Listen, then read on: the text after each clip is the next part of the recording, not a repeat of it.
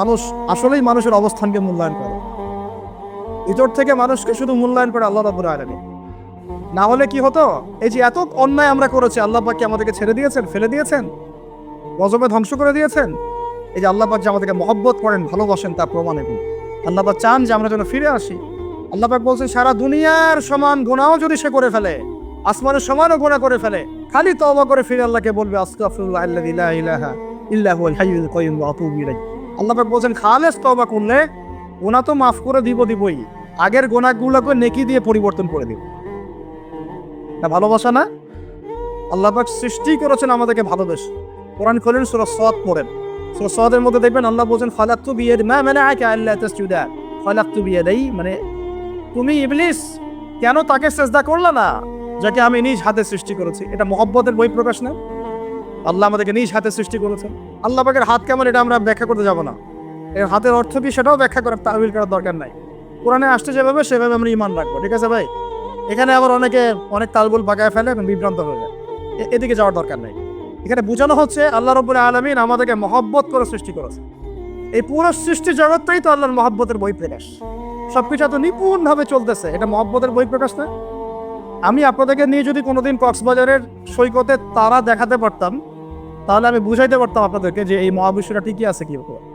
তারার মধ্যে একটা গাণিতিক ক্যালকুলেশন আছে যেটা সবাই জানে না। যারা একটু অ্যাস্ট্রোনমি নিয়ে পড়াশোনা করেছে তারা জানে। আপনার মানে মাথার বিবেকই উল্টায় যাবে যে এত সূক্ষ্মভাবে কিভাবে আল্লাহ রাব্বুল আলামিন এই মহাবিশ্ব সৃষ্টি করলেন। এক চুল এদিক ওদিক হলে পুরো বিশ্ব কায়নাত ধ্বংস হয়ে যায়। এটা কি আল্লাহ পাকের মহব্বতের বহিঃপ্রকাশ না? আল্লাহ পাক তো বরং বলেছেন পুরো সৃষ্টি পরিবারটাই আল্লাহর আল্লাহর পরিবারের অন্তর্ভুক্ত। সুবহানাল্লাহ। এমনকি আল্লাহ পাক আমাদেরকে বলেছেন, তোমরা জমিনবাসীর সবার উপর রহম করো। ইরহামু মান ফিল আরদ ইয়ারহামুকুম মান ফিস সামা। তোমরা সবার উপর রহম করো, দয়া করো। দয়া রহম এটা তো মহব্বতের একটা অংশ। তোমরা সবার উপর দয়া করো, রহম করো, মহব্বত করো। এটা কি হবে? তাহলে আল্লাহ পাক আসমানে যিনি আছেন আল্লাহ পাক তোমাদের উপর রহম করবে ইনশাআল্লাহ। আমরা সেই মহান সত্তার ভালোবাসার থেকে বের হয়ে হারাম এই যৌন ভালোবাসার দিকে যাওয়ার চেষ্টা করেছি। আসলে এটা ভালোবাসা না, যৌনতা। এর দিকে যাওয়ার জন্য এইসব করছি। আল্লাহ পাক আমাদেরকে মাফ করে যেন হেদায়েত দান করে। আল্লাহ পাক কত ভালোবাসেন এটা নিয়ে বলতে গেলে আজকে রাত শেষ হবে। দেখেন, আল্লাহ রাব্বুল আলামিন আদম আলাইহিস সালামকে সৃষ্টি করেছেন, করে সমস্ত নাম শিক্ষা দিয়েছেন। নাম মানে হলো ইলম। নাম মানে কি? ভালো না বাসলে আল্লাহ পাক কাউকে সবচেয়ে সেরা কিছু দান করেন। সূরা ৩ আল্লাহ পাক কি বলেছেন? তিন ওয়াজ যাইতুন, এগুলো শপথ করে, লাকাদ খালাকনাল ইনসানা ফি আহসানি তাকওয়িম। মানুষকে সবচেয়ে শ্রেষ্ঠ কাঠামো আল্লাহ পাক দিয়েছেন, দেন নাই? কাউকে যদি মহব্বত না করা হয়, তাকে আপনি সবচেয়ে সেরাটা কি দিতে পারবেন? আল্লাহ পাক আমাদেরকে মহব্বত করেন, ভালোবাসেন, এবং আল্লাহ চান আমরাও যেন তাকে মহব্বত করি, তাকে ভালোবাসি। এবং আমরা যদি কাউকে ভালোবাসি, আল্লাহর জন্য ভালোবাসবো। কাউকে ঘৃণা করি, আল্লাহর জন্য ঘৃণা করি। মহব্বত আল্লাহর জন্য, ঘৃণাও কার জন্য? আল্লাহর জন্য। আল্লাহ পাক সমস্ত ইলম শিক্ষা দিলেন। এটা কি ভালোবাসার বহিঃপ্রকাশ না? নূহ আলাইহিস সালামের কওম দীর্ঘদিন আল্লাহর কথা শুনে না। আল্লাহ পাক সবর করলেন, ধৈর্য ধরলেন, গজব দিলেন না, শেষ পর্যায়ে গিয়ে আযাব দিয়েছেন। এই যে আল্লাহ পাক সুযোগ দেন, সময় দেন, এটাকে আল্লাহ পাকের ভালোবাসা, দয়া না? এরকম প্রত্যেকটা কওমের ক্ষেত্রে হয়েছে। আমি তো ফিল করলাম এই ভালোবাসা নিয়ে ঘাটাঘাটি করতে গিয়ে যে আসলে আল্লাহ পাক যে আমাদেরকে সবচেয়ে বেশি মহব্বত করেন তার সবচেয়ে বড় নিদর্শন কি জানেন? আমাদের কাছে আল্লাহ রাব্বুল আলামিন আল কোরআনের মধ্যে কিতাব নাযিল করেছেন, আর আমাদেরকে আল্লাহ পাক নবী মুহাম্মদ সাল্লাল্লাহু আলাইহি ওয়াসাল্লামের উম্মত বানাইছেন। আল্লাহ পাক যে নবী মুহাম্মদ সাল্লাল্লাহু আলাইহি ওয়াসাল্লামকে এই দুনিয়াতে পাঠিয়েছেন না, এটাই সবচেয়ে বড় মহব্বত, সবচেয়ে বড় রহমত। কারণ তার সুন্নতে এমন কিছু নাই যেটা আপনি খুঁজে পাবেন না। আর তিনি আমাদেরকে যে মহব্বত করতেন, মুহাম্মদ সাল্লাল্লাহু আলাইহি ওয়াসাল্লাম আমাদেরকে যে মহব্বত করতেন, তিনি আমাদেরকে বলতেন যে আমরা তার ভাই। আমাদের কি ভাই মানে কি মায়ের পেটের ভাই? এটা বোঝানো হয় নাই। একটা হাদিসে তিনি বলেছেন আমি তো পিতৃতুল্য। তার মানে কি সত্যি সত্যি বাবা সন্তানের সম্পর্ক? রুহানি পিতা। তিনি কি ইমাম নন?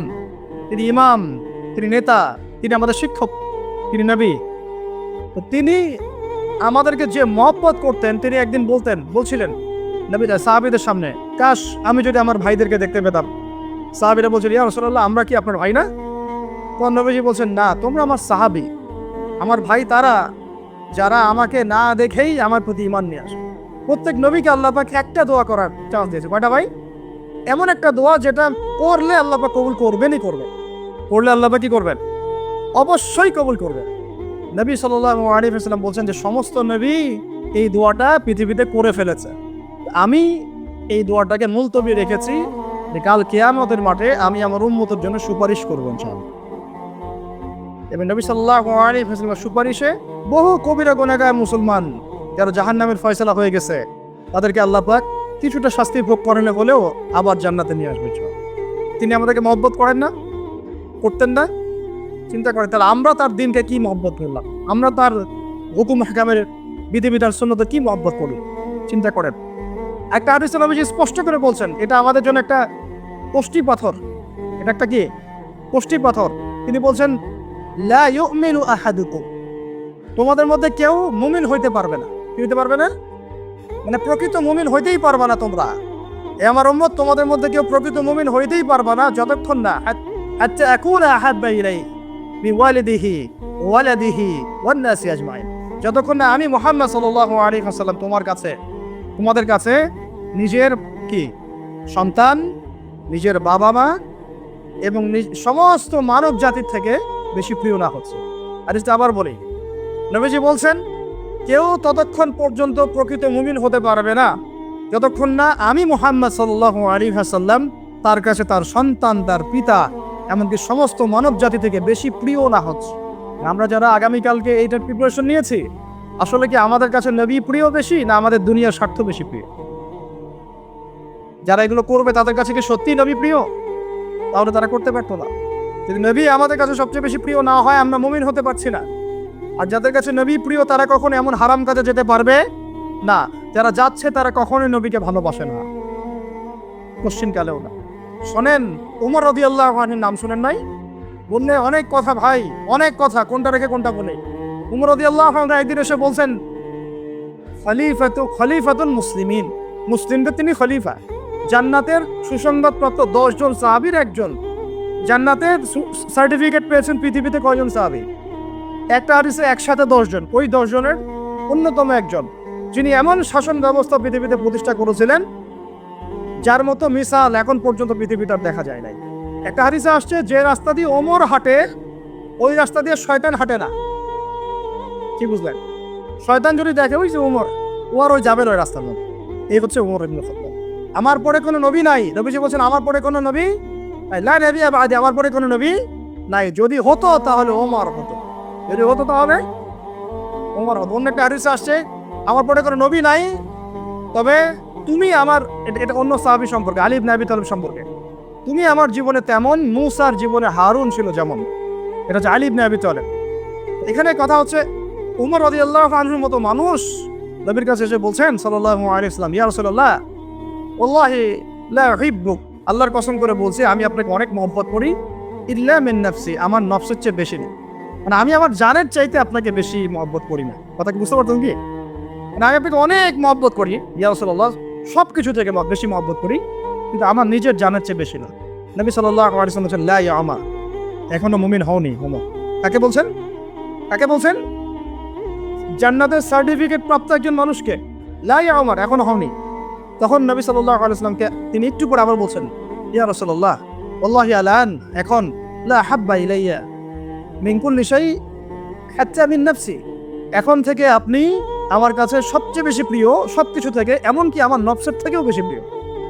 তখন নবীজি বলছেন আলান ইয়া উমর, এখন উমর, এখন তুমি মুমিন হলে।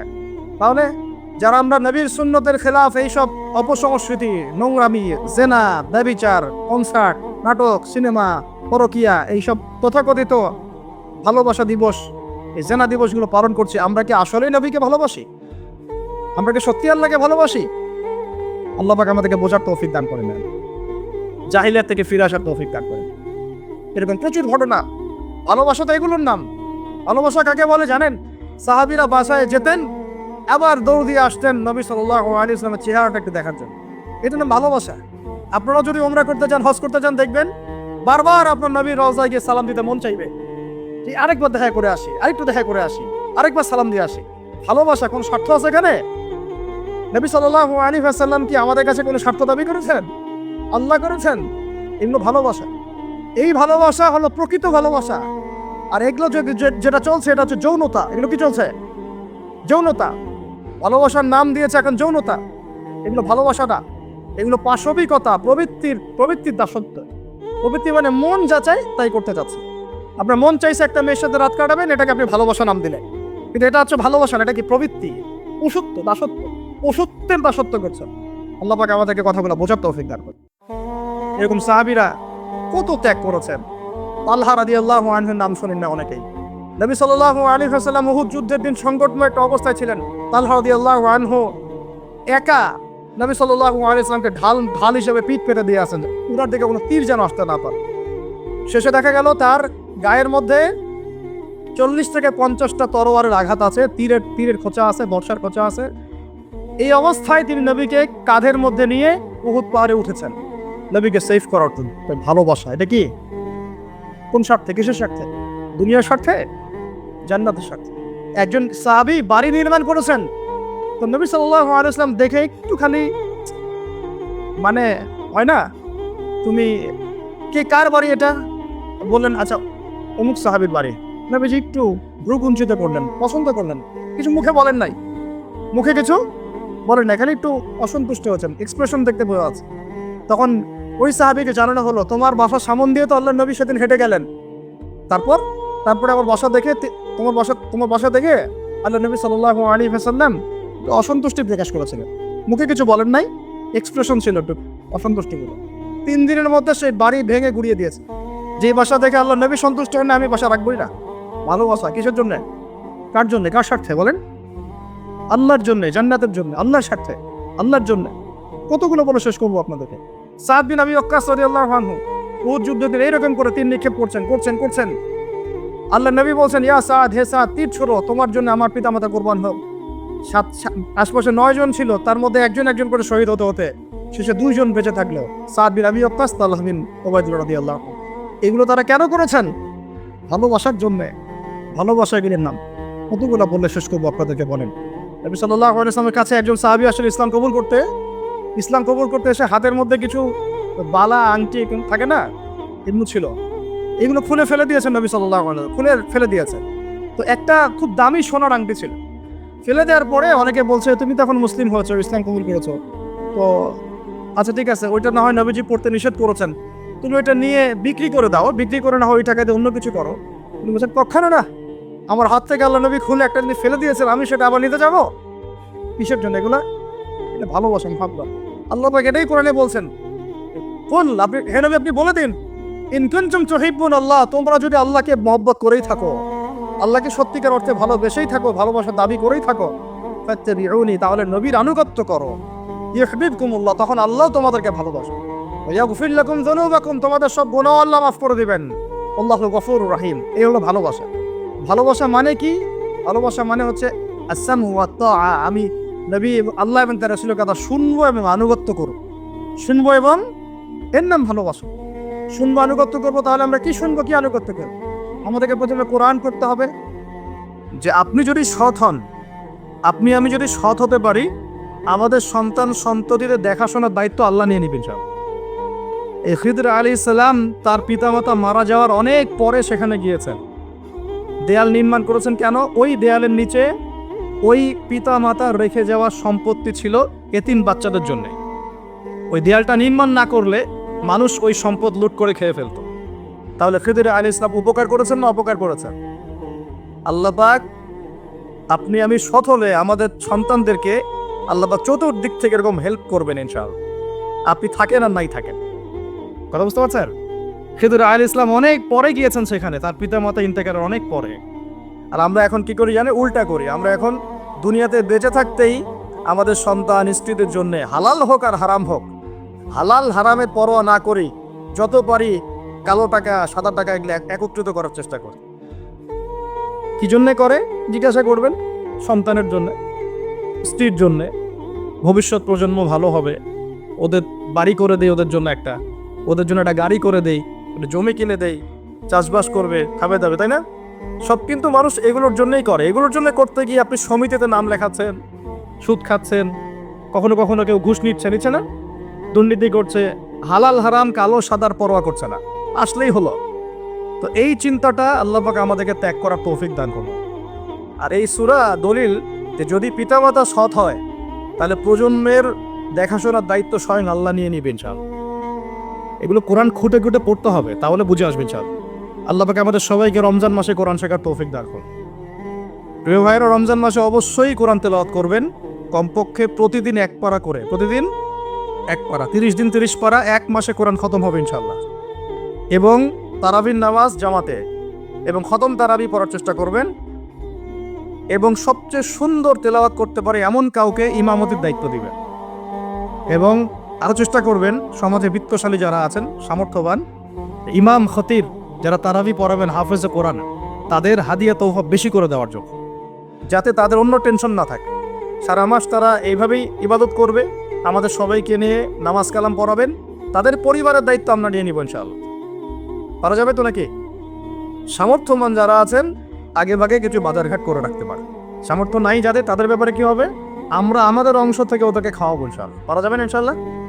5টা খেজুর দিয়ে যদি ইফতার হয়ে যায় তাহলে 6 নম্বর খেজুরটা দান করে দেবো, পারবো না? পরিস্থিতি কিন্তু খারাপ, আস্তে আস্তে বুঝবেন অর্থনীতি কোন জায়গায় এসে ঠেকছে।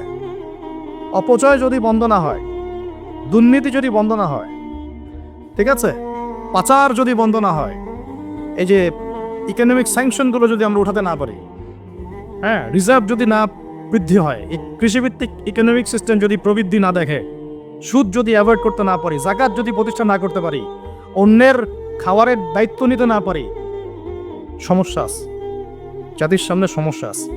কি সমস্যা? সময় হলেই বুঝতে পারবেন। 5টা খেজুর দিয়ে ইফতার হয়ে গেলে 6 নম্বর খেজুরটা কি করব? দান। বিত্তশালী যারা আছেন রমজান মাসে অবশ্যই জাকাত দিয়ে দিবেন। জাকাত দিবেন না? জাকাত কেন? কারণ আপনার সম্পদের মধ্যে যে গরিবের হকটা আছে এটা বের করে নিয়ে আপনি তার ঘরে পৌঁছে দিবেন। তাহলে কি হবে? ও না খেয়ে মরবে না ইনশাআল্লাহ, ওর কাছেও 3 বেলার খাবার থাকবে ইনশাআল্লাহ। আল্লাহ পাক আমাদের সবাইকে আল্লাহ পাকের প্রদত্ত কোরআন এবং কোরআন কেন্দ্রিক অর্থনীতি বোঝার তৌফিক দান করুন। আর কোরআন মানলে কারো কোনো সমস্যা হওয়ার কথা? পৃথিবীর শুধু কি মুসলিমদের জন্যই কোরআন, নাকি অমুসলিমদের জন্য কোরআন? আল্লাহ পাক কি বলছেন শোনেন। আল্লাহ পাক এই কিতাবে দরদ মাখা কণ্ঠে বলছেন, সূরা কাফের 54 নম্বর আয়াতে। কত নম্বর আয়াত? 54। আল্লাহ পাক বলছেন, ওয়ালাকাদ সাররাফনা ফি হাযাল কোরআন লিন-নাস মিন কুল্লি মাসাল। আল্লাহ বলছেন আমি এই কোরআনের মধ্যে মুসলিমদের না, লিন-নাস মানব জাতির জন্য, পুরো মানব জাতির জন্য প্রত্যেকটা বিষয়কে ব্যাখ্যা করে দিয়েছে। কে ব্যাখ্যা করেছেন? শুধু মুসলিমদের জন্য না পুরো মানব জাতির জন্য? তাহলে পুরো মানব জাতির কল্যাণ আছে কোন কিতাবে? সেই কোরআন তো এখন পুড়িয়ে দিচ্ছে মানুষ, দিচ্ছে না? কেন পোড়াচ্ছে? কি কারণ? কারণ কোরআন তাদের চলমান সমস্ত জাহেলিয়াত এবং জুলুমের বিরুদ্ধে কথা বলেছে। এই কারণে কোরআনের প্রতি এত ক্ষোভ। কোরআন সুদকে ঘৃণা করে, ওরা সুদকে ভালোবাসে, ওরা সারা বিশ্বে সুদ ছড়িয়ে দিয়েছে। কোরআন সমকামিতাকে ঘৃণা করে, করে না? ছেলে ছেলে জেনা, এটা কোরআন ঘৃণা করে না? ওদের ওখানে এটা বৈধ। মাদকদ্রব্য কোরআন কি জায়েজ করেছে না হারাম করেছে? ওদের ওখানে এটা জায়েজ, বৈধ, সবাই খায়। পতিতাবৃত্তি এটা কি কোরআন জায়েজ করেছেন না জায়েজ করেছে? ওদের ওখানে দেখা যায় 10টা মেয়ের মধ্যে 5টাই পতিতা। এমনই খবর তো হয়তো রাখেন কতটুকু জানি না। ওখানে দেখা যায় যে বিয়ের আগে একটা মেয়ে কমপক্ষে 10 বার সেক্স করে, এবং বিভিন্ন মানুষের সাথে। একটা ছেলে বিয়ের আগে কমপক্ষে এভারেজে 15 থেকে 20টা মেয়ের সাথে যৌন সম্পর্ক করে। তাই ফ্রি সেক্স মানে সেক্সটা উন্মুক্ত, যে যার সাথে ইচ্ছা করতে পারে। এটা ওদের কাছে ফ্যাশন। কোরআন এখানে বিরুদ্ধে কথা বলছে। কোরআন বলছে ওয়ালা তাকরাবু জিনা, জিনার কাছেও যেও না। সারা বিশ্বে অসহায় মানুষগুলোর উপরে নির্যাতন, নিপীড়ন, জুলুম চাপিয়ে দিচ্ছে, আর কোরআন বলছে জালেমের সহযোগী হয়েও না। মানে প্রতিটা ক্ষেত্রেই কোরআন তাদের চলমান জুলুমের বিরুদ্ধে কথা বলছে বলেই কোরআনের বিরুদ্ধে এত ক্ষোভ। কোরআনকে পুড়িয়ে ফেলতে চায়। আল্লাহর কিতাবকে পুড়িয়ে ফেলা সহজ? আল্লাহর কিতাবকে যে পুড়িয়ে ফেলবে, যে সাথে দুশ্মনী করবে, আল্লাহ পাক তাকে ছেড়ে দিবেন? কখনো ছেড়ে দিয়েছেন? আজকে আমরা দেখব যে আল্লাহ পাক কোন কোন যুগে কিভাবে আযাব দিয়েছে। শুনবেন তো ইনশাআল্লাহ? মনোযোগ দিয়ে শুনতে হবে। যে আয়াতটা বলছিলাম, আল্লাহ পাক বলছেন, হে মুহাম্মদ বলেন সাল্লাল্লাহু আলাইহি ওয়াসাল্লাম, আমি তোমার প্রতি এমন কিতাব নাজিল করেছি, এমন একটা অলৌকিক, আমার পক্ষ থেকে এমন একটা কিতাব নাজিল করেছি, তিবিয়ানাল লিকুল্লি শাই। আরবি যারা বোঝেন তাদেরকে জিজ্ঞাসা করে দেখবেন। তিবিয়ানান লিকুল্লি শাই, প্রতিটা বিষয়কে আমি এখানে এক্সপ্লেইন করেছি, ব্যাখ্যা করেছি, এমন কিতাব নাজিল করেছে। এরকম কিতাব আগে কখনো নাজিল করা হয়নি, যেখানে প্রত্যেকটা বিষয় ব্যাখ্যা করা আছে, এমন কোনো কিতাব নাজিল করা হয় নাই। তিবিয়ানান লিকুল্লি শাই ওয়া হুদান, এবং এই কিতাব হচ্ছে তোমাদের জন্য হেদায়েত, বলে সুবহানাল্লাহ। ও রহমাতান, এবং আমার পক্ষ থেকে সবচেয়ে বড় দয়া হচ্ছে কোরআন, সুবহানাল্লাহ। ও বুশরা লিল মুসলিমিন, আর মুসলিম যারা হবে, যারা আত্মসমর্পণ করবে, তাদের জন্য এই কিতাব হচ্ছে বুশরা। বুশরা মানে কি বলতে পারবেন? সুসংবাদ। বুশরা মানে কি? তাহলে আল্লাহ পাক এই কিতাবকে বলছেন, এক, তিবিয়ানান লিকুল্লি শাই, প্রতিটা বিষয়ের ব্যাখ্যা। দুই, হুদান, আমাদের জন্য হেদায়েত, গাইডেন্স। তিন, এই কিতাব আমাদের জন্য হচ্ছে রহমা, দয়া, অনুগ্রহ আল্লাহর পক্ষ থেকে। আর চার, বুশরা মানে কি? সুসংবাদ। চারটাই কি? আল কোরআন। এখন যদি আল্লাহ রাব্বুল আলামিন কোরআনের সব কিছু ব্যাখ্যা করে থাকেন, তাহলে প্রত্যেক যুগে যুগে আল্লাহ পাক কখন কাদের উপর কি কারণে আযাব দিয়েছেন আছে কি নাই কোরআনে? আল্লাহর কথা অনুযায়ী থাকবে কিনা? আল্লাহ পাক বলছেন সবই ব্যাখ্যা করেছে।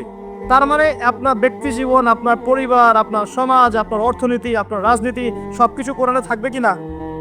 তা আমরা যখন বলি যে সব জায়গায় ধর্ম টেনে আনবা না, সব জায়গায় কি আনবা না? ধর্ম টেনে আনবা না, তাহলে এটা কি অজ্ঞতা না? নিঃসন্দেহে তার মধ্যে জ্ঞানের অভাব আছে, জানে না যে কোরআন এবং সুন্নাহ এর মধ্যে সবকিছুই ব্যাখ্যা করা আছে। যেখানে সব ব্যাখ্যা করা থাকবে সেটা গ্রহণ করব না। আর কোরআন সুন্নায় কি শুধু আংশিক জ্ঞান আছে না পরিপূর্ণ জ্ঞান আছে? আচ্ছা, আল্লাহ পাক বলছেন কোরআনে সব ব্যাখ্যা করেছে, তাহলে আমাদের জীবনের প্রতিটা ক্ষেত্র কোরআন ব্যাখ্যা করেছে কি করে নাই? এটা হয়তো আমি জানি না, অথবা আমি জানি, হয়তো আমি জানি কিন্তু মানি না, অথবা আমি দুনিয়ার স্বার্থে এড়িয়ে যাই, কিছু একটা হবে। কিন্তু আমাকে বিশ্বাস করতে হবে যে কোরআনে আল্লাহ পাক প্রতিটা বিষয় কি করেছেন? ব্যাখ্যা করেছেন। আর যেখানে হাদিসের প্রয়োজন হয়েছে, আল্লাহ পাক হাদিস দিয়ে এটাকে ব্যাখ্যা করেছেন। যেমন নামাজ, আল্লাহ বলেছেন এখানে আকিমুস সালাহ, তোমরা সালাত কায়েম করো। এখন কোরআনে কি আছে ফজরের নামাজ কত রাকাত, ফজরের নামাজে আপনি কয়টা সিজদা করবেন, হ্যাঁ, কিভাবে প্রথমে কোন সূরা পড়বেন, তারপর কোন সূরা পড়বেন, তা কখন রুকু করবেন, কখন সিজদা করবেন, এভাবে কি কোরআনে আকিমুস সালাহ এর পরে ব্যাখ্যা করা আছে? এজন্য প্রয়োজন হয়েছে নবী সাল্লাল্লাহু আলাইহি ওয়াসাল্লামের হাদিস। তো কোরআনের হাদিস কি আলাদা হয়ে গেল, না একই উৎস থেকে আসছে? সূরা নাজমে আল্লাহ পাক বলছেন, ওয়া মা ইয়ানতিকু আনিল হাওয়া, নবী সাল্লাল্লাহু আলাইহি ওয়াসাল্লাম নিজের মন গড়া কোনো কথা বলেন না। ইন হুয়া ইল্লা ওয়াহয়ুন ইউহা, আল্লাহ পাক তাকে যে ওহীটা করেন, আল্লাহর পক্ষ থেকে যে প্রত্যাদেশ আসে, সেটাই তিনি ব্যাখ্যা করেন। তার মানে নামাজের নিয়ম কি নবীজি নিজে বানিয়েছেন, না আল্লাহ পাক এই নিয়ম দিয়েছেন? অতএব এভাবেই নামাজ, যাকাত, সবকিছুই, রমজানের রোজা, হজ ইত্যাদি প্রতিটা ইবাদত, মুআমালাত, আমাদের ব্যবসা, পরিবার, এভরিথিং আল্লাহ এবং তার রাসূল কোরআন এবং হাদিসে 100% ব্যাখ্যা করেছেন কিনা? আচ্ছা, এই কনসেপ্ট ক্লিয়ার তো? এই কোরআন এবং হাদিস নিয়েই হচ্ছে ইসলাম। আর ইসলাম কি আংশিক না পরিপূর্ণ? আচ্ছা, যার পরিপূর্ণ জীবন ব্যবস্থা যারা আছে, তার অন্য কোনো হেদায়েতের দরকার আছে? যার নাই তার দরকার আছে। আমাদের কাছে আছে না পরিপূর্ণতা? আলহামদুলিল্লাহ। এখন তাহলে আল্লাহ পাকের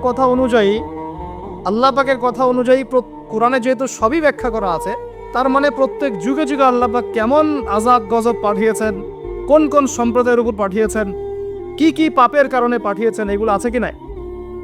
সমকালীন যে ভূমিকম্প হচ্ছে বা ভূমিকম্প বেশি বেশি হচ্ছে, প্রাকৃতিক দুর্যোগ আসছে ইত্যাদি ইত্যাদি, এগুলোও ব্যাখ্যা করা আছে কি নাই? নিশ্চয়ই আছে। সমকালীন সুদভিত্তিক অর্থনীতি ব্যাখ্যা করা আছে কি নাই? সমকালীন সারা বিশ্বে যে মুসলিমদের উপর নির্যাতন, এগুলো ব্যাখ্যা করা আছে কি নাই? সব কিছুই কোরআনে ব্যাখ্যা করা আছে। খুঁজতে হবে, খুঁজে বের করে সলিউশন নিতে হবে। আমাদের টপিকে আমরা চলে আসি। আল্লাহ পাক কখন, কিভাবে, কোন কোন কওমের উপরে কি কি পাপের কারণে শাস্তি দিয়েছেন। এক নম্বরে আসি, আমরা এই অংশটুকুকে শাস্তি বলছি না, আল্লাহ পাকের পরীক্ষাই বলছি। কিরকম? আমরা বিশ্বাস করি যে আল্লাহ রাব্বুল আলামিন কাফের, মুশরিক, মুনাফিকদের উপরে আল্লাহর আযাব পাঠান, ঠিক আছে?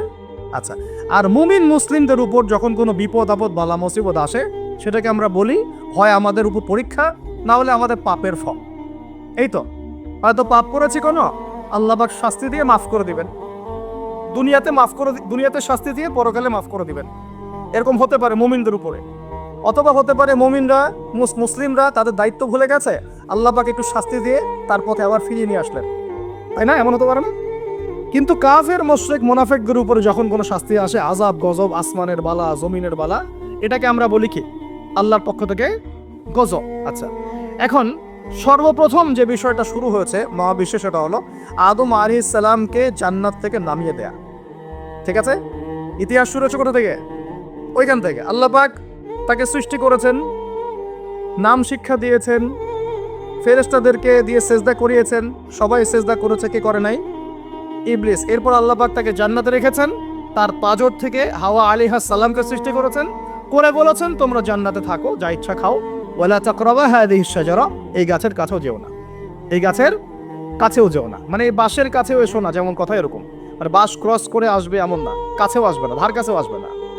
আচ্ছা, এবার ইবলিস ওয়াসওয়াসা দিয়ে গেল যে আমি কি তোমাদেরকে এমন গাছের কথা বলে দিব যে গাছের ফল খেলে তোমরা চিরস্থায়িত্ব জীবন লাভ করবে এবং ক্ষমতা লাভ করবে, কখনো মরবে না।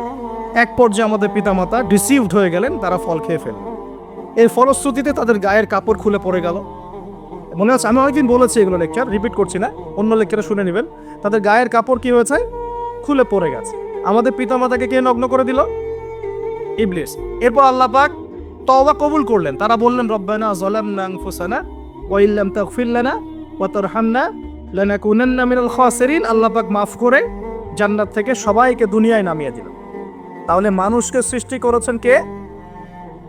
অন্য কোনো প্রাণী থেকে সৃষ্টি করেছেন না সরাসরি? হ্যাঁ, সরাসরি। আর আমরা কি পৃথিবীর বাসিন্দা না জান্নাত থেকে আসছি? আচ্ছা, এতটুকু তো ক্লিয়ার। আল্লাহ পাক নামিয়ে দিলেন পৃথিবীতে, দিয়ে বললেন যে ফামান কুল নাহবিতু মিনহা জামিআ, তোমরা সবাই নেমে যাও, ফাইম্মা ইয়াতিয়ান্নাকুম মিন্নি হুদান, পৃথিবীতে তোমাদের কাছে আমার পক্ষ থেকে হেদায়েত আসবে, আসমানে কিতাব আসবে, নবী রাসূল আসবেন। ফামান তাবিআ হুদায়া, যারা হেদায়েত মেনে চলবে, ফালা খাউফুন আলাইহিম ওয়ালা হুম ইয়াহজানুন, তাদের কোনো ভয় নাই, কোনো টেনশন নাই। ওয়াল্লাযীনা কাফারু ওয়া কাযযাবু বিআয়াতিনা, যারা দুনিয়াতে আমার আয়াতগুলোকে মিথ্যা প্রতিপন্ন করবে, অস্বীকার করবে, কুফরি করবে, ফাউলাইকা আসহাবুন নার, এরা হবে জাহান্নামের অধিবাসী, হুম ফিহা খালিদুন, তারা সেখানে চিরস্থায়ী হবে। কার সাথে? ইবলিসের সাথে। ইবলিস তো জাহান্নামে যাচ্ছে, আর ইবলিস চ্যালেঞ্জ করেছে যে আমি আদম সন্তানের সরল পথে উৎপেতে বসে থাকবো, আর ওর ডান দিক থেকে আসবো, বাম দিক থেকে আসবো, সামন থেকে আসবো, পিছন থেকে আসবো, বলে তাজিদু আকসারাহুম শাকিরিন, আল্লাহ বেশিরভাগ আদম সন্তানকে আপনি শুকরগুজার পাবেন না। ওর চ্যালেঞ্জও করে ফেলছে, আমরাও পৃথিবীতে চলে আসলাম। এই যে পৃথিবীতে নেমে আসলাম, আগে জান্নাতে ছিলাম, এটা পরীক্ষা না? তাহলে দুনিয়ার জীবনটা পরীক্ষা না? এই দুনিয়ার জীবনের সময় কারো জানা আছে? এটা কারাগারের জীবন না? আর কারাগারের জীবনে কি কেউ নিজের মন গড়া পদ্ধতিতে চলতে পারবে? কারাগারে কেউ নিজের মনের মতো চলতে পারে না? একটা রুটিন থাকে, তার বাইরে যেতে পারে না। কোনটা? তো এই দুনিয়ার জীবনকে নবীজি বলেন নাই যে দুনিয়া সিজনুল লিল মুমিন, দুনিয়া হচ্ছে মুমিনদের জন্য জেলখানা, কারাগার, ওয়াল জান্নাতুল লিল কাফির, কাফিরদের জন্য কি? জান্নাত। তাহলে এখন দেখেন তো যে কারাগারে বসে যে আমরা বেনামাজি বসে আছি, কারাগারের জীবনে বসে আমরা যে সুদ খাচ্ছি, কারাগারের জীবনে বসেই জেনা করতেছে, কারাগারের জীবনে বসেই যে অশ্লীলতা, ফাহেসা, ব্লু ফিল্মস এগুলো দেখতেছে, কারাগারের জীবনে বসে মাদক খাচ্ছে, কারাগারের জীবনে বসে যে কারাগারের মালিক আল্লাহ, সেখানে বসে আল্লাহ দ্রোহিতা করতেছে, করে না? তার কাজটা কি ঠিক হচ্ছে? আল্লাহ পাক আমাদেরকে দুনিয়ার জীবনের মর্ম বোঝার তৌফিক দান করুন। আচ্ছা, এবার আসেন এই জীবনটা কেন? লিয়াবলুয়াকুম আইয়ুকুম আহসানু আমালা। আল্লাহ বলছেন এই পৃথিবীর জীবনটা একটা উদ্দেশ্য দিয়েছে, একটা উদ্দেশ্য। আল্লাহ পাক দেখতে চান তোমাদের মধ্যে আমলে ভালো কে। আল্লাহ পাক দেখতে চান না আমাদের মধ্যে গতানুগতিক আমলে কে, এভারেজ মুসলিম। আল্লাহ এভারেজ দেখতে চান না, আল্লাহ দেখতে চান লিয়াবলুয়াকুম আইয়ুকুম আহসানু আমালা। হাসানের সুপারলেটিভ ফর্ম হচ্ছে আহসান। যেমন কবির মানে বড়, আকবার মানে হচ্ছে সবচেয়ে বড়। আমরা বলি আল্লাহু আকবার, আমরা আকবার শব্দ ইউজ করি। এখানে হাসান না বলে আল্লাহ বলছেন আহসান। আল্লাহ দেখতে চান আমলে আমাদের মধ্যে শ্রেষ্ঠটাকে, মানে কে গতানুগতিক মুসলিম, এটা আল্লাহ দেখতে চান না। আল্লাহ মানুষকে চান আমাদের মধ্যে বেটার কে, বেস্ট কে। কথা বুঝতে পারছেন না মনে হয়? আচ্ছা, এখন বেস্ট হতে হলে কি করতে হবে? গতানুগতিক চললেই হবে না, একটু বেশি এফোর্ট দেওয়া লাগবে। এই জন্য নামাজ, রোজা, হজ, জাকাত, পর্দা, পরিবার, ইসলাম, হ্যাঁ ইসলামের জন্য দাওয়াতি কাজ করা, ইসলাম প্রতিষ্ঠার চেষ্টা করা, এগুলো না করলে কি বেস্ট হওয়া যাবে? বেস্ট হওয়া যাবে? খালি জুমায় নামাজ পড়লে, ঈদে নামাজ পড়লে, তারাবি নামাজ পড়লে হবে? কোরআন তেলাওয়াত না শিখলে হবে? আল্লাহ পাক আমাদের কোরআন বোঝার তৌফিক দান করুন। এই যে পৃথিবীর জীবনে আসলাম, ব্যাস এটা একটা পরীক্ষা। এই প্রথমটাই কি আল্লাহ পাকের একটা নারাজগি না? আল্লাহ পাক কি খুশি হয়েছিলেন গাছের ফল খাওয়ার পরে? আল্লাহ কি বলেছিলেন জানেন? আল্লাহ বলছেন, ইয়া আদম, হে আদম, আলাম আকুল লাকুমা, আলাম আকুল লাকুমা, আমি কি তোমাদের দুজনকে বলি নাই? কোন দুজন? আদম এবং হাওয়া আলাইহিম আসসালাম। আলাম আকুল লাকুমা, আমি কি তোমাদের দুজনকে বলি নাই? ইন্নাশ শাইতানা লাকুমা আদুউম মুবিন। আল্লাহ পাক রাগ হয়েছেন, কিন্তু একটা হাদিসেই আছে আল্লাহ পাকের রহমত তার ক্রোধের উপরে বিজয় লাভ করেছে। আলহামদুলিল্লাহ, আল্লাহ পাকের রহমত কি হয়েছে? আল্লাহর রাগ নারাজগির উপরে বিজয় লাভ করেছে। আল্লাহ পাকের কাছে যখন আমরা তওবা করি, আল্লাহ পাক সমস্ত রাগ যেটা নারাজ হয়েছেন আমাদের উপরে, এটা বাদ দিয়ে আমাদের উপর রহম করা শুরু করেন। আলহামদুলিল্লাহ। তো যখন আদম আলাইহিস সালাম ক্ষমা চাইলেন, রব্বানা যালামনা আনফুসানা ওয়া ইল্লাম তাগফির লানা ওয়া তারহামনা লানাকুনান্না মিনাল খাসিরিন, বলি আমিন, তখন আল্লাহ পাক সবাইকে মাফ করে দিয়েছে। কিন্তু জান্নাতে থাকা হলো না। এবার আসেন পৃথিবীতে। এই যে আদম আলাইহিস সালামের এখন বংশবৃদ্ধি হচ্ছে, এখানে হাবিল কাবিল ঘটনা মনে আছে? এই শুরু হলো পৃথিবীর হিস্ট্রি। হাবিল ভালো ছেলে, সৎ সন্তান, সে আল্লাহ পাকের সমস্ত হুকুম আহকাম মেনে চলার চেষ্টা করে। কাবিলের দেখে হিংসা হয়। কি হয়? প্রথম সমস্যা কি হলো তাহলে? এই হিংসা এখন মুসলিমদের মধ্যে নাই? আছে কি নাই? সমাজের মধ্যে অনেক দাড়ি টুপি নিয়ে অনেক কাবিল ঘুরে বেড়ায় কি বেড়ায় না? দেখতে মনে হয় আমাদেরই মতো, কিন্তু আমরা মানে মরলে মিলাদ দিবে, ভাবতে এরকম। হ্যাঁ, দেখা যায় যদি কোনোদিন কোনো সমস্যা হয়, মিষ্টি বিতরণ করা শুরু করবে।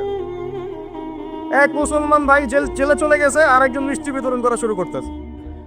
এই হয়েছে না অবস্থা? হয়েছে কি না? এখানে কাবিল আর হাবিলের সেই হিংসা আছে কি নাই? এখন আল্লাহর শাস্তি কি হলো দেখেন। এবার কাবিল তো হাবিলকে হত্যা করে ফেললো, ব্যাস আল্লাহ রাব্বুল আলামিন কাককে পাঠালেন। কাকে?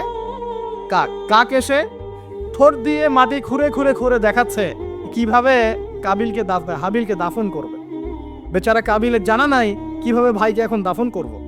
ওই কাকের কাছ থেকে শিখতে হলো যে কিভাবে মৃত ভাইকে দাফন করতে হয়। সুবহানাল্লাহ। এখন দেখেন ওই কাক খুব প্রাচীন প্রাণী, কিন্তু কাক হচ্ছে একটা প্রাচীন সৃষ্টি আল্লাহ পাকে।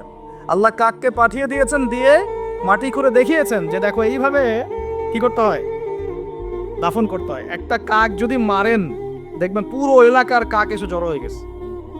দেখছেন? কাক কিন্তু ইতিহাসের প্রথম খুনাখুনির সাক্ষী কাক। বুঝতে পারছেন না মনে হয়? মানব সৃষ্টির ইতিহাসে প্রথম যে খুনাখুনি, ভাইয়ে ভাই যে মারামারি, এই খুনাখুনির প্রথম সাক্ষীকে কাক। চিন্তা করেন।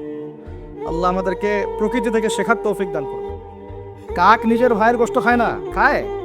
এখন মুসলমানের গোশত খায়। এক মুসলমান বিপদে পড়লে অন্যটা মিষ্টি বিতরণ করা শুরু করে।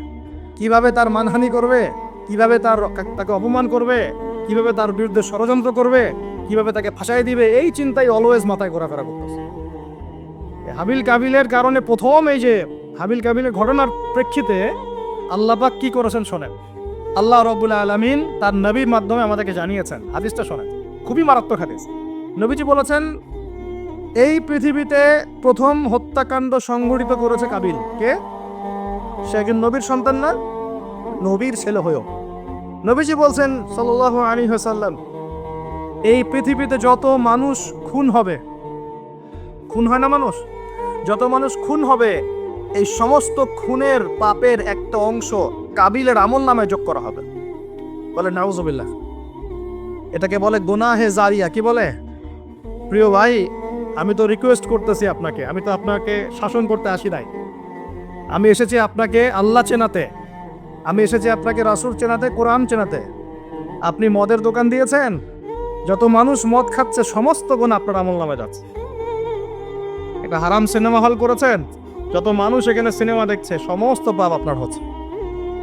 একটা তামাকের কারখানা দিয়েছেন, সবাই হারাম খাচ্ছে, আপনার গুনাহ হচ্ছে।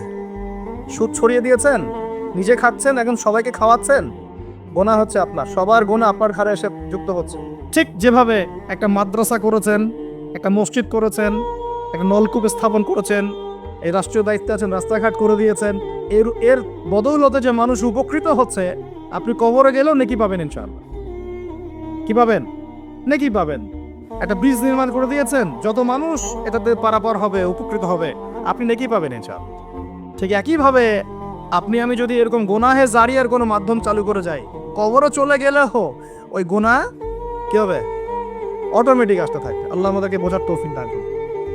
তো এবার পৃথিবীর ইতিহাসের প্রথম এই ঘটনা হলো। এরপরে কি হয়েছে? এরপরে যে আল্লাহ পাকের শাস্তিটা নেমে আসে। কাবিল কিন্তু জাহান্নামে যাচ্ছে। কেন? ভাইকে হত্যা করার কারণে।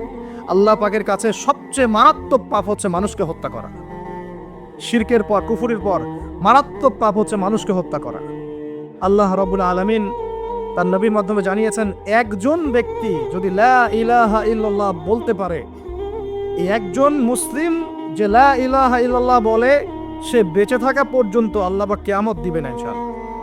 একজন মুসলমানের কত দাম চিন্তা করেন, কত দাম! আল্লাহু আকবার। তো এখানে একজন মুসলিমকে হত্যা করলো কে? কাবিল। কাবিলের আমল নামে সব পাপ যেটা থাকলো, তার মানে আল্লাহর আযাব আসার প্রথম কারণ কি হলো? হিংসা। কি কারণ? আর হিংসা করতে থাকলে আল্লাহর শাস্তি কি হবে? এরপর আরো সামনে যান, এবার আসেন নূহ আলাইহিস সালাম, নাম মনে আছে? 950 বছর তার কওমকে দাওয়াত দিয়েছেন। কত বছর ভাই? একটু চিন্তা করেন তো, চোখ বন্ধ করে 950 বছর কতদিন হতে পারে? 950 বছর মানে প্রায় 1000 বছর। প্রায় 1000 বছর তিনি তার কওমকে দাওয়াত দিয়েছেন। কিভাবে? আমাদের মতো ওয়াজ মাহফিল না, দাওয়াত দিয়েছেন। তিনি বলছেন, ইন্নী দাআউতু কওমি লাইলা ওয়া নাহারা, আল্লাহ আমি আমার কওমকে দাওয়াত দিয়েছি দিন রাত 24 ঘন্টা। এটা সূরা নূহের মধ্যেই আছে, দেখবেন পড়ে। ওয়ালাম ইয়াজিদহুম দুআই ইল্লা ফিরারা, আমার দাওয়াত শুনে এরা খালি পালিয়ে গেছে আমার থেকে, কাছে আসে না, খালি পালিয়ে গেছে। কান বন্ধ করে ফেলতো, কাপড় দিয়ে মাথা ঢেকে ফেলতো, আর আমাকে বলতো পাগল। কি বলতো? পাগল। নূহ আলাইহিস সালামকে আল্লাহ পাক তারপরে বললেন, তুমি একটা কাজ করো, তুমি নৌকা নির্মাণ করো। কি করো? এই যে নৌযান নির্মাণ করা, এই সারা পৃথিবীর বাণিজ্য বন্ধ হয়ে যাবে যদি নৌযান না থাকে। জানেন, এই যে এক্সপোর্ট ইম্পোর্ট শিপিং সব বন্ধ হয়ে যাবে কিভাবে? যদি নৌযান না থাকে। আর এই নৌযান সর্বপ্রথম কে সৃষ্টি করেছে? আর এখন আমাদেরকে বলে যে ইসলাম হচ্ছে সেকেলে, না? এরা প্রযুক্তি খুব উন্নয়নে। নূহ আলাইহিস সালাম সর্বপ্রথম মানুষ যিনি এই পৃথিবীর মধ্যে নৌযান নির্মাণ করেছেন। বলে সুবহানাল্লাহ। সভ্যতা শুরু হয়েছে নবীদের হাতে। সভ্যতা কি হয়েছে? নবীদের হাতে শুরু হয়েছে, আর শেষও হবে নবীদের হাতে ইনশাআল্লাহ। কোন নবীর হাতে শেষ হবে? হ্যাঁ, মাশাআল্লাহ, ঈসা আলাইহিস সালামের হাতে। আপনারা তো আবার লেকচার শুনেন না, বুঝতেছেন যে ঈসা আলাইহিস সালাম আসবেন। হ্যাঁ, তিনি আসবেন, এমনি এমনি আসবেন না, তিনি আসবেন এই ইহুদিবাদীদের হাত থেকে এই জেরুজালেম মুক্ত করার জন্য। তিনি আসবেন ইনশাআল্লাহ, অপেক্ষা করতে বলেন খালি। আজকে যে জুলুম আর নির্যাতন সারা বিশ্বে করছে, ঈসা আলাইহিস সালাম যখন আসবেন, পাথর পর্যন্ত কথা বলা শুরু করবে। পাথর কথা বলবে, গাছ কথা বলবে, ইয়া মুসলিম ইন্না ওয়ারাইয়াহু তাআল ফাকতুলহু, আসো আমার পিছনে একটা লুকিয়ে আছে, আসো হত্যা করে যাও। ঈসা আলাইহিস সালামের হাতে দাজ্জাল মারা যাবে এই যে বাবেলুদ নামক জায়গায়। এই বাবেলুদ জায়গাটা এখন প্যালেস্টাইনের মধ্যে পড়েছে, ওইখানে দাজ্জালকে মারা হবে। ঈসা আলাইহিস সালামের নিঃশ্বাস তার গায়ে গিয়ে লাগবে, ও মারা যাবে। ঈসা আলাইহিস সালামের দোয়া ইয়াজুজ আর মাজুজের ধ্বংস হবে। ঈসা আলাইহিস সালাম জেরুজালেম থেকে পুরো বিশ্বে আবার ইসলামিক খেলাফা কায়েম করবেন ইনশাআল্লাহ। এটা না হওয়া পর্যন্ত কিয়ামত হবে না ইনশাআল্লাহ তাআলা। অতএব হতাশ হওয়ার কিছু নেই। তো যেটা বলছিলাম, সভ্যতা শুরু হয়েছে নবী দ্বারা, শেষ হবে কার হাতে? নবীর হাতে। এখন নূহ আলাইহিস সালাম 950 বছর দাওয়াত দিয়ে কি ফলাফল হলো? 40টা বা 80টা পরিবার ইসলাম কবুল করেছে। কতটা? এখানে তো আপনারা মাশাআল্লাহ হাজার মানুষ বসে আছেন, কথা শুনছেন, সৌভাগ্যের বিষয়। সারা জীবন দাওয়াত দিয়ে 40 বা 80টা ফ্যামিলি। আল্লাহ পাক বললেন, নৌযান নির্মাণ করো, আমার আযাব আসতেছে। কি আসতেছে? আযাব আসতেছে। কেন আযাব? কারণ এই মানুষগুলো, নূহ আলাইহিস সালামের কওমের লোকগুলো একটা মহাপাপ করেছে। তারা ওয়াদ্দা, ইয়াগুস, ইয়াউক, নাসর এরকম কিছু মূর্তি বানিয়ে নিয়েছে, এবং এই স্ট্যাচুগুলো তারা ওয়ার্শিপ করতো, উপাসনা করতো। এমনি এমনি উপাসনা করতো না, আপনাকে বুঝাচ্ছে। প্রথম যে প্রজন্মটা ছিল ওদের, ওই প্রজন্মকে শয়তান ওয়াসওয়াসা দিয়েছে কি, যে এই ওয়াদ্দা, ইয়াগুস, ইয়াউক, নাসর এই যে নামগুলো সূরা নূহে আছে, এই ব্যক্তিরা ছিল খুব পুণ্যবান সৎ ব্যক্তি, তারা খুব ভালো আল্লাহওয়ালা ছিল, আল্লাহর ওলি ছিল। শয়তান ওয়াসওয়াসা দিয়েছে যে তোমরা এই তাদের মূর্তি নির্মাণ করে মসজিদের বাইরে রেখে দিবে। মসজিদের কোথায়? বাইরে। যাওয়া আসার সময় ওদেরকে দেখলে একটা উৎসাহ আসবে যে আমরাও তাদের মতো হই। শয়তান এইভাবে নেক্সট থ্রোতে ধোঁকা দিয়েছে। ওই জেনারেশন এই কাজটাই করেছে। এরপর আরো 100-200 বছর চলে গেছে, শয়তান এবার পরের জেনারেশনকে ওয়াসওয়াসা দিয়েছে, আরে তারা তো অনেক বড় বড় মানুষ ছিলেন, এখন মসজিদের বাইরে না, ওদেরকে ভিতরে ঢুকাও। এবার তারা ওই মূর্তিগুলো সব ভিতরে ঢুকানো শুরু করেছে। এটা হিস্ট্রি পড়ে দেন, তাফসির আছে, জালালাইন পড়ে দেখেন, ইবনে কাসির পড়ে দেখেন। তো এবার তারা ঢুকালো ভিতরে, সেজদা করছে না কিন্তু মূর্তিতে, তারা খালি রেখে দিয়েছে ভিতরে, যে তাদেরকে দেখবো, দেখে আমার ইবাদতের মনোযোগ আসবে। উদ্দেশ্য কিন্তু ভালো, উদ্দেশ্য কি ভালো। এবার এই প্রজন্ম যখন চলে গেল, পরের প্রজন্মকে শয়তান বলছে, আরে তারা আল্লাহর ওলি ছিল, তাদের কাছে চাইলেই পাওয়া যাবে। এবার সরাসরি সেজদা শুরু হলো মূর্তিতে। এইভাবে গ্র্যাজুয়ালি আস্তে আস্তে আস্তে আস্তে শয়তান প্রথম মূর্তি পূজা চালু করেছে বিশ্বের মধ্যে। বুঝলেন কিভাবে? নেক্সট শুরুতেই ধোকা দিয়েছে শয়তান। আমরাও এখন মুসলমানরাও সুবহানাল্লাহ, আমরাও এখন এগুলোর পিছনে পড়ে যাচ্ছি, পড়ছি না? সবার ঘরে ঘরে ছবি মূর্তি এখন, সুবহানাল্লাহ। আর এই যে আমাদের সেলফি সংস্কৃতি, এটাও তো একটা মূর্তির অংশ হয়ে যাচ্ছে। প্রয়োজনীয় ছবি তোলা যায়, অপ্রয়োজনীয় ছবি তোলা কি দরকার আছে? মুসলিমরা কি করবে? আসসালামু আলাইকুম রহমতুল্লাহ, ওয়ালাইকুম আসসালাম রহমতুল্লাহ, মুসাফা করবে, মুসাফা থেকে ফারাই হওয়ার আগেই গুনাহ সব ঝরে পড়ে গেছে। এইটা সুন্নত। ভাই তাকান, দুই তাকান, ভাই হুজুর তাকান, কি দরকার আছে এগুলো? প্রয়োজন নাই। আর এগুলো আমাদের পরকালে বাঁচাবে না। পরকালে বাঁচাবে যে নবীর যত সুন্নত অনুসরণ করবে, সে নবীর তত কাছে থাকবে। চাও তো দেখেন, নূহ আলাইহিস সালামের সবচেয়ে বড় পাপ কি ছিল? ওই কওমের, নূহ আলাইহিস সালামের কওমের সবচেয়ে বড় পাপ কি ছিল? শিরকের পাপ। কিসের পাপ? শিরক আর কুফর। এর বলে আল্লাহ পাক কি করলেন দেখেন। এরপর আল্লাহ পাক বলছেন, তুমি সবগুলোকে এক জোড়া করে উঠাও নৌকায়। এখন যত এই যে প্রজাতির গাছপালা দেখছেন, পশু পাখি দেখছেন, সব এক জোড়া করে তিনি উঠালেন। কোথায়? তাহলে চিন্তা করেন নৌকাটা কত বড় ছিল, বিশাল। আল্লাহু আকবার। সব এক জোড়া করে উঠালেন। এরপর আল্লাহ রাব্বুল আলামিন বলছেন যে ফারাত্তা নূর, একদম মাটি ফেটে থলথল করে পানি বের হওয়া শুরু হলো, আসমান থেকে প্রবল বৃষ্টি বর্ষণ শুরু হলো। আল্লাহ সূরা হুদের মধ্যে বলছেন যে বৃষ্টির ফলে স্রোতগুলো এত উঁচু ছিল যে পাহাড়ের উপর দিয়ে উঠে যাচ্ছিল স্রোতগুলো, পাহাড়ের উপর দিয়ে পানির স্রোত যাচ্ছে। আর এই সময় নূহ আলাইহিস সালামের এক ছেলে, তার 4 ছেলে ছিল। কয় ছেলে? এক ছেলের নাম হচ্ছে হাম। হামের বংশধর হচ্ছে এই যে আফ্রিকান মানুষরা, কালো চামড়ার মানুষটা হামের বংশধর। এক ছেলের নাম শাম। শামের বংশধর হচ্ছে আরবরা, এই যে আরব পেনিনসুলা যারা থাকে, এরা শামের বংশধর। এক ছেলের নাম ইয়াফাস। ইয়াফাস হচ্ছে ইউরোপিয়ান যারা, পশ্চিমারা, এরা ইয়াফাসের বংশধর, রোমানরা। আরেক ছেলের নাম হচ্ছে কেনান। কি নাম? এই কেনান ওই পাহাড়ে উঠে বলছে যে পাহাড় আমাকে বাঁচাবে। কে বাঁচাবে? পাহাড়। আমার দরকার নেই ওঠার, তুমি যাও গা, পাহাড় আমাকে বাঁচাবে। নূহ আলাইহিস সালাম বলছেন যে আল্লাহ, আমার ছেলে, আমার আহাল, বাঁচাও তাকে। আল্লাহ পাক বলছেন, এরপর বিশাল এক ঢেউ আসলো, বাবা আর ছেলের মাঝখানে আড়াল করে ফেললো, শেষ নাই, সন্তানের সাথে আর দেখা নাই। নূহ আলাইহিস সালাম কান্নাকাটি করে বলছেন, আল্লাহ ইন্নাহু মিন আহলি, আমার ছেলে আমার পরিবারের একজন, আল্লাহকে মাফ করে দাও। আল্লাহ পাক ধমক দিয়ে বলছেন, লাইসা মিন আহলিক, সে তোমার পরিবারের কেউ না, সে তোমার পরিবারের। আল্লাহর কাছে এইসব বংশ, রক্ত, রং, এসবের কোনো দাম নাই। কিসের দাম আছে?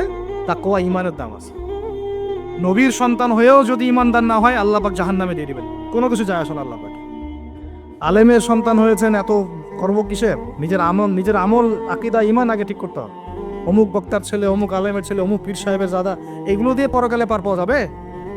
নিজের ঈমান আমল ঠিক করতে হবে। নবীর সন্তান পার পাচ্ছে না, বলছে লাইসা মিন আহলিক, সে তোমার পরিবারের কেউ না। আল্লাহ বলছেন লাইসা মিন আহলিক, সে তোমার পরিবারের কেউ না। আল্লাহ পাক কোনো দয়াই করলেন না এখানে। কুফরের মধ্যে ছিল, ঈমান ছিল না, শিরক করেছে আমার সাথে, কিসের দয়া, কিসের খাতির? তো প্রিয় ভাইরা, এখান থেকে শিখলাম কি? যে নূহ আলাইহিস সালামের যুগে আযাব কি কারণে আসছে? শিরকের কারণে। আগে শিখলাম, প্রথমে একটা মনে রাখবেন, 1 নম্বর শিখেছি শয়তানের তাবেদারি করার কারণে শাস্তি এসেছে, পরীক্ষা এসেছে, 1। 2 নম্বর হচ্ছে হিংসা, হিংসা বিদ্বেষের কারণে কি হয়েছে? আল্লাহ পাকের শাস্তি চলে আসছে। 3 নম্বর, এই যে শিরকের পাপের কারণে কি হয়েছে? আল্লাহর শাস্তি, গজব চলে আসে। আরো সামনে যান, আমি একটু শর্টে শেষ করবো ইনশাআল্লাহ। আরো সামনে যান, এবার আসছে আদ জাতি। কি নাম? আদ জাতির লোকেরা অনেক লম্বা চওড়া, এক একজনের দেহের এমন কাঠামো যে পাহাড় কেটে কেটে বাড়ি নির্মাণ করতে পারে।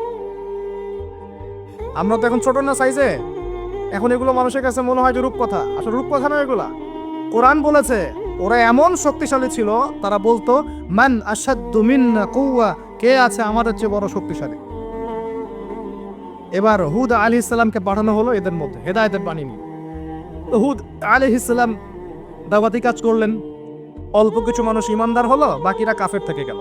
আর যারা কাফের থাকলো তারা বলল যে নিয়ে আসো আল্লাহর আযাব দেখি, কত বড় আযাব আনতে পারো আনো দেখি। আল্লাহ রাব্বুল আলামিন তাদের ব্যাপারে বলেছেন যে ওয়াম্মা আদুন, এবং আদ জাতির ক্ষেত্রে ফাহলাকনা বিরিহিন সরসরিন আতিয়া, প্রচন্ড ঘূর্ণিঝড় বাতাস দিয়ে ওদেরকে আমি উপরে ফেলে দিলাম। সুবহানাল্লাহ। মাত্র 6 দিন 7 রাত বাতাস প্রবাহিত হয়েছে, ঘূর্ণিঝড় বাতাস, এই ঝড় দিয়ে আল্লাহ পাক আদ জাতিকে উপরে ফেলে দিয়েছে। আল্লাহ বলছেন ওরা বাড়ির সামনে এমন করে পড়েছিল যেন মনে হচ্ছে যে ওই যে গাছের ডাল পড়ে থাকলে যেমন হয় না, খেজুর গাছের ডাল, ওই রকম করে পড়েছিল। বিশাল শক্তিধারী। কি অপরাধ ছিল ওদের? মান আশাদ্দু মিন্না কুওয়া, আমাদের চেয়ে শক্তিশালী আর কে আছে? এই যে অহংকার, এটা কি অহংকার, বিগাইরি হক, অন্যায়ভাবে অহংকার প্রদর্শন করা। আর শিরক কুফর তো ছিলই, ওটা তো ছিলই, পাশাপাশি এক্সট্রা অপরাধ ছিল অহংকার করা। আরেকটা কাজ করতো ওরা অহেতুক বিভিন্ন কনস্ট্রাকশন নির্মাণ করতো, অহেতুক পাহাড় কেটে ওইটা, এটা কেটে ওইটা, মানে বিভিন্ন সৌধ ভাস্কর্য নির্মাণ করা শুরু করতো, অহেতুক কোনো কাজ না, অপচয়। এই অপচয় ছিল ওদের একটা পাপ। এই পাপের কারণে আল্লাহ পাক আদ জাতিকে একটা সমূলে উৎপাদিত করে ফেলেছে, শেষ। এরপরে আসলো সামুদ জাতি, ওই জাতিকে আল্লাহ পাক পাঠালেন ওখানে সালেহ আলাইহিস সালাম। সালেহ আলাইহিস সালাম সেখানে গিয়ে দাওয়াত দিলেন। আল্লাহ পাক দোয়া কবুল করে একটা উটনি পাঠিয়েছেন। এই উটনিটা তোমাদের জন্য বরকতময়, ওকে টাচ করবে না, ও থাকলে তোমাদের মধ্যে রিজিক প্রশস্ত হবে, তোমরা ভালো থাকবে। এখন ওখানকার মধ্যে এক নেতা, সে গিয়ে ওই উটনিটাকে জবাই করে খেয়ে ফেলছে। কথা বুঝতে পারছেন? আর এমনি তো অহংকার করতোই, শারীরিক শক্তি বেশি ছিল। তারা বলতো, এরাও বলতো মান আশাদ্দু মিন্না কুওয়া, আমাদের চেয়ে শক্তিশালী আর কে আছে? হ্যাঁ, আর একটা কাজ তারা করতো, ওয়াইদা বাতাসতুম জাব্বারিন, তারা মানুষকে খুব নির্মমভাবে প্রহার করত। কি করতো? যে মারামারি করে না এখন মানুষ, নির্মমভাবে মানুষকে মারে না, হকি স্টিক দিয়ে এইখানে সেইখানে, কোনো ক্ষেত্রে রিমান্ডে কি মাইটটা মারা হয় না? এই যে মানুষকে মারা আল্লাহ পাক খুব অপছন্দ করেন। বিনা বিচারে মানুষকে মারা আল্লাহ পাক কঠিন অপছন্দ করেন। ওই আদ জাতি আর সামুদ জাতি মানুষকে নির্মমভাবে পিটাইত। ওয়াইদা বাতাসতুম, আল্লাহ সূরা আপনার শুআরার মধ্যে বলছেন, ওয়াইদা বাতাসতুম, তোমরা যখন কাউকে পিটাও, বাতাসতুম জাব্বারিন, কঠিন পিটাও তোমরা, কঠিন মায়ের মারো একদম। আল্লাহ পাক খুব অপছন্দ করেন আদম সন্তানকে হাত তোলা। আর আমরা তো কিছু হলে গালে থাপ্পড় মারি না, এটা করি না? এই হাদিসটাও মনে রাখবেন, মানুষের গালে মারা নিষেধ আছে, জানতেন? আর মানুষের চেহারার মধ্যে মারা নিষেধ আছে। এই গালে চর মারা, গালে নাকে ঘুষি মারা, এই জিনিসগুলো নিষেধ আছে। কারণ এই চেহারাটা আল্লাহ রাব্বুল আলামিন, মানে আদম সন্তানের এই স্ট্রাকচারটা আল্লাহ রাব্বুল আলামিন সূরা সদের মধ্যে বলেছেন, খালাকতু বিয়াদাই, আমি নিজ হাতে সৃষ্টি করেছি। সুবহানাল্লাহ। আর সেই মানুষকে তোমরা এমন নির্মমভাবে কেন মারবে? সারা বিশ্বের দিকে তাকায় দেখেন, এখন প্রত্যেকটা জায়গায় রক্ত ঝরছে কাদের? মুসলিমদের। কাদের? মুসলিমদের। আল্লাহ পাক আমাদেরকে বোঝার তৌফিক দান করুন। আর আল্লাহ পাক কোরআনে কি বলছেন? যদি কোনো মানুষ একজন মানুষের জীবন বাঁচায়, সে যেন পুরো মানব জাতিকে বাঁচানো। এত পছন্দ আল্লাহর কাছে জীবন বাঁচানো। আর কেউ যদি কোনো মানুষকে অন্যায়ভাবে হত্যা করে, সে যেন পুরো মানব জাতিকে হত্যা করে। আল্লাহ আমাদেরকে হেফাজত করুন। এখন খুন খুব সহজ হয়ে গেছে, মারামারি খুব সহজ হয়ে গেছে। হ্যাঁ, ভাই ভাইকে হত্যা করতেছে, ছেলে বাবাকে হত্যা করতেছে, বোন বোনের সাথে ভাইয়ের দ্বন্দ্ব, ভাই বোন মারামারি, প্রতিবেশী মেয়ে নিয়ে, সম্পত্তি নিয়ে, মাদক নিয়ে, কিশোর গ্যাং নিয়ে, কত কি হচ্ছে এখন। মানুষের জীবন সস্তা হয়ে যাচ্ছে না এখন? আল্লাহ পাক এগুলো কিয়ামতের আলামত। নবী সাল্লাল্লাহু আলাইহি ওয়াসাল্লাম বলেছেন, অল হারাজ, কিয়ামতের আগে আগে হারাজ বাড়বে, হারাজ। সাহাবীরা বলছেন, মাল হারাজ, হারাজ কি রাসূলুল্লাহ? তিনি বলছেন, আল কাতল, গণহত্যা বাড়বে, গণহত্যা। কিয়ামতের আগে আগে খালি গণহত্যা বাড়বে। দেখছেন না এখন? সারা বিশ্বের দিকে তাকায় দেখেন। যাই হোক, এই আদ এবং সামুদ জাতিকে আল্লাহ পাক ধ্বংস করলেন। এখন সামুদ জাতিকে ধ্বংস করলেন কেন? অহংকারের কারণে, কুফর শিরকের কারণে এবং মানুষকে পিটানোর কারণে। আল্লাহ বলছেন ওদেরকে ধ্বংস করেছি কি দিয়ে? সয়হাতান ওয়াহিদা। এটা ভালো করে মনে রাখবেন, সয়হাতান ওয়াহিদা মানে একটা শব্দ দিয়ে, প্রচন্ড ত্রুম একটা শব্দ, খালি এই এক শব্দে সবার কানের পর্দা ফেটে ফুটে জান বের হয়ে গেছে। আল্লাহু আকবার। এক শব্দে মানে ওদেরকে আলটিমেটাম দেওয়া হয়েছিল, তোমরা কি ফিরে আসবে? ওরা বলছে যে কি শাস্তি আসে নিয়ে আসো। তখন আল্লাহ পাক বলছেন 3 দিন সময় দিচ্ছি, 3 দিন যা করার করে নাও। এই 3 দিন যে আল্লাহ সময় দিয়েছেন, এই 3 দিনে ওরা তওবা করে ফিরে আসে নাই, বরং এই 3 দিন ভোগবিলাস করেছে, একদম পশু জবাই করেছে, খেয়েছে, মেয়েদেরকে নাচিয়েছে, মদ পান করেছে, 3 দিন ভোগবিলাস ফুর্তি করেছে। মানে দু হাতে চাপাও হাত পেতে নাও, এরকম চিন্তা। যা আছে এখন লুটে খাও, পরেরটা পরে দেখা যাবে। এই চেতনা আমাদের মধ্যে আছে না অনেকের মধ্যে? যা আছে এখন ভোগ করে নাও, কালকে যা হবে দেখা যাবে। হ্যাঁ, কালকে যা হবে দেখা যাবে, এখন যা আছে নাও, ভোগ করো। এই চিন্তা ছিল এই 3 দিন সামুদ জাতির। ওরা ভোগবিলাসে লিপ্ত হলো।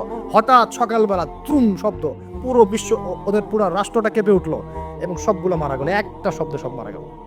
সূরা কমার পরে দেখেন, সাইহাতান ওয়াহিদা, একটা মাত্র শব্দ দিয়ে আল্লাহ ধ্বংস করেছেন। তার মানে আল্লাহ ধ্বংস করলেন পানি দিয়ে, আল্লাহ ধ্বংস করলেন বাতাস দিয়ে, এবার ধ্বংস করলেন শব্দ দিয়ে, বিদ্যুতের শব্দ দিয়ে। কেন ধ্বংস করলেন? পাপগুলো মনে রাখবেন, অহংকার, কুফর, শিরিক, আর কি হিংসা, তারপরে বললাম এই যে মানুষকে মারা, হ্যাঁ, শয়তানের তাবেদারি, মানুষকে মারা, এগুলো মনে রাখবেন। পাপগুলো মনে রাখতে হবে মাথার মধ্যে, কোন কোন পাপ, এবং এগুলো থেকে বাঁচতে হবে আমাদেরকে ইনশাআল্লাহ। আর একটু সামনে যাই, বিরক্ত হচ্ছেন নাকি? আচ্ছা, আলোচনা একটু লম্বা হলো, সমস্যা আছে? আচ্ছা, এখন সামনে আসি। এরপরে আসছে একটা বিশেষ জাতি, তার নাম লুত। কি নাম? নাম শুনছেন আগে? আচ্ছা, এই কম আবার আজীব কম, আজীব, মানে এ কম এমন কম, এরকম কম পৃথিবীতে জীবনে ছিলও না, আসেও নাই।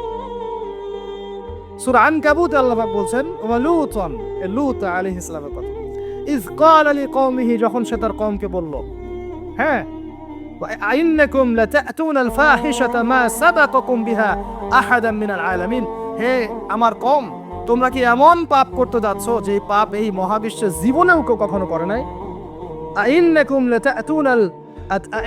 লাতাতুনার রিজাল, তোমরা কি পুরুষের কাছে যাচ্ছ যৌন তৃপ্তি নেওয়ার জন্য? আস্তাগফিরুল্লাহ।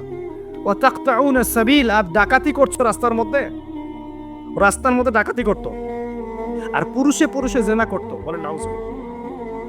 এমন একটা অবস্থা, মানে এমন একটা অবস্থা যে আল্লাহ পাক ওদেরকে শাস্তি দেওয়ার জন্য দুজন ফেরেশতাকে পাঠিয়েছেন। একজনের নাম জিবরাইল আলাইহিস সালাম, একজন হচ্ছে মিকাইল আলাইহিস সালাম।